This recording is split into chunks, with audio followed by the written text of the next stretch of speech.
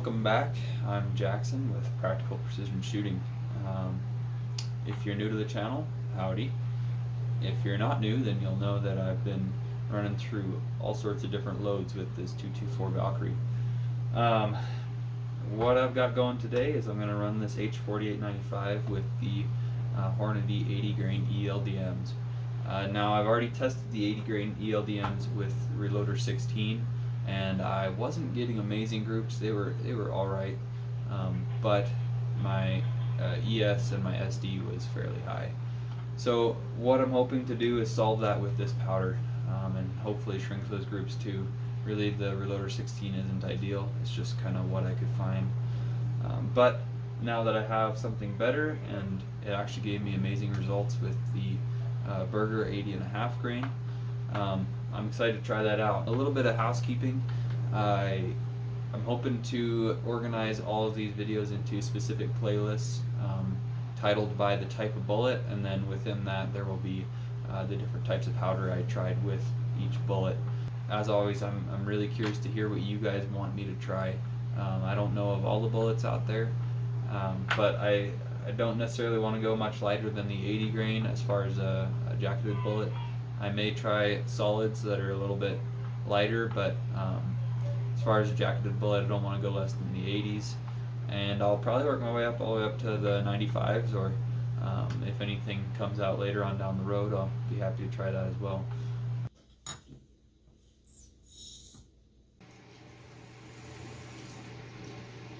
Okay. This way. That's nothing.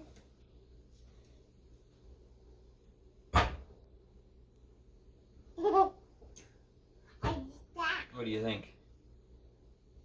That's good.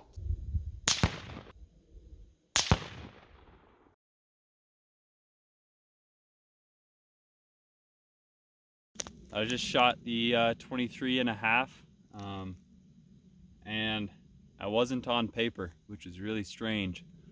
So I held the 1 mil mark right on the 25.1 just to get me in the middle, and you can see I have one hole up here. So I'm gonna give Bushnell a call. Now last time you could see I was getting decent groups, and I was holding an all right 0, and nothing's really changed. It rode in the front seat there with me, so there might have been a little bit of bumping around, but not really much, mostly highway travel. So I'll give Bushnell a call and see what's gonna happen there. Yeah, other than that, I'll just come down. I'll come down 4 mils and see if that gets me back on target for the rest of the test.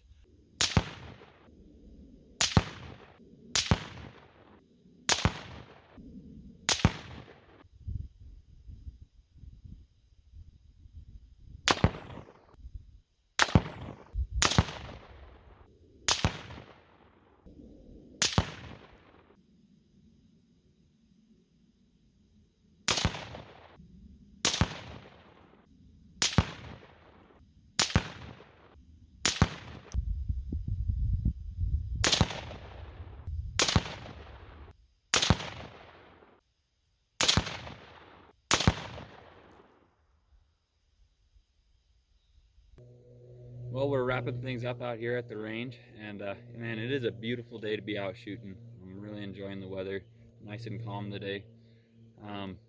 Shooting itself was going really well. I got some decent groups down there. I still have some things to sort out with the scope, but that shouldn't be too big of a problem.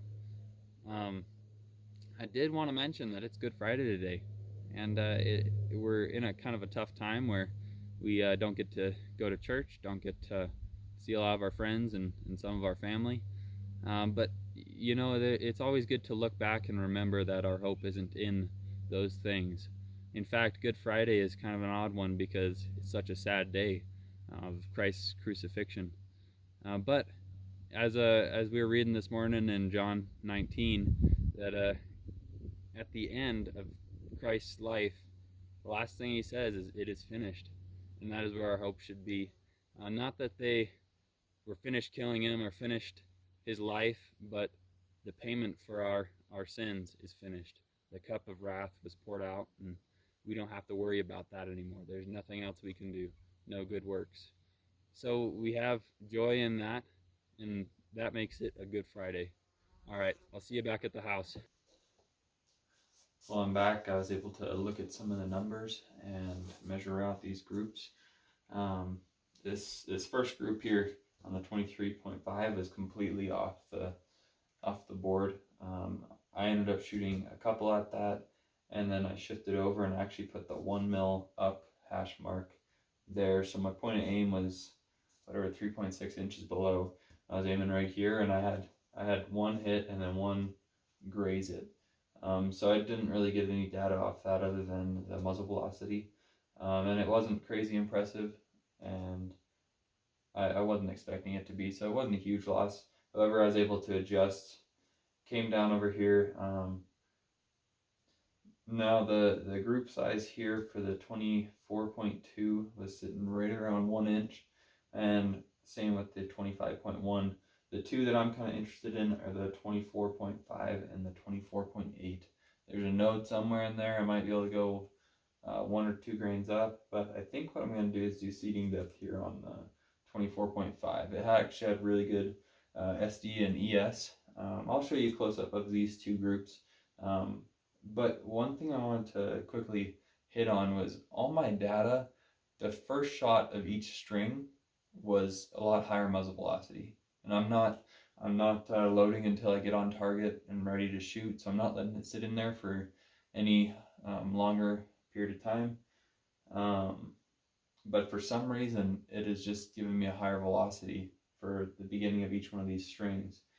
I've looked at a little bit of my other data. I gotta still pull some more of it out from the previous tests, but I'm kind of seeing the same trend. So it's something to think about. But with that first shot being in there, my SD was 11 3/4 and my ES was 34.